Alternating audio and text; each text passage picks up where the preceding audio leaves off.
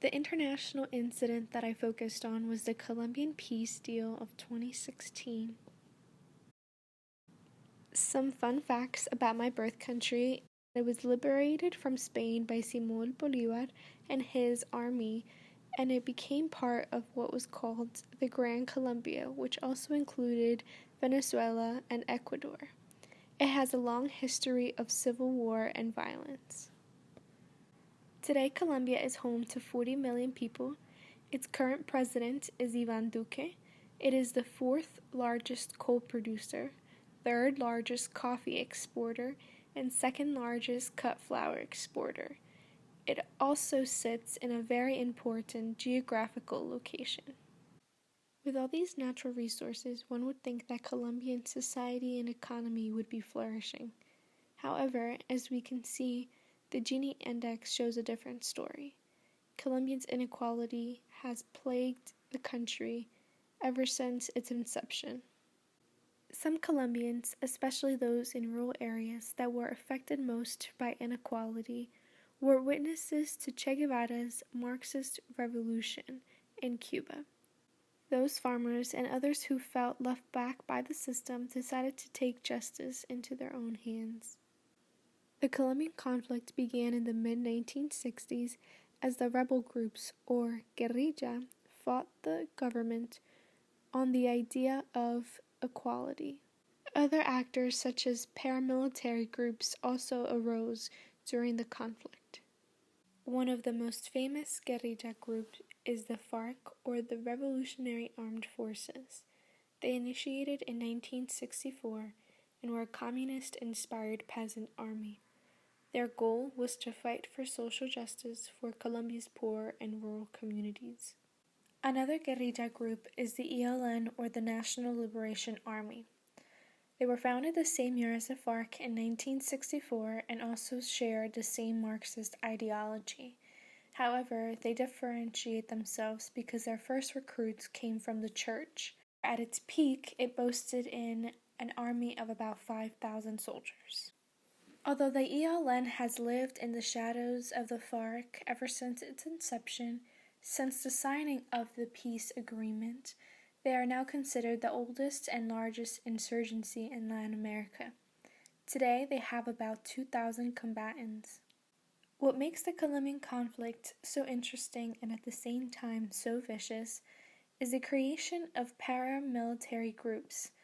They existed loosely since the 1960s until a legislation was passed allowing the formation of local self-defense groups in 1997. The paramilitary is an umbrella organization to consolidate local groups. Paramilitary groups claim to be necessary to counter Colombia's leftist insurgencies. However, ordinary Colombians were often victimized instead of protected by these groups. Some paramilitary groups even charged taxes in local areas and regulated how citizens could dress. All of these groups turned to unconventional ways to finance war against the Colombian government, a lot of times involving themselves in drug trade, extortion of oil companies, and kidnappings. The Colombian Peace Agreement of 2016 was an important and historic moment for the country. The terms of this peace agreement were negotiated between the Colombian government and the FARC rebel group in Havana, Cuba. As the only rebel group to partake in this agreement, the FARC had many motives. First of all, the FARC was losing its strength both in numbers and in money.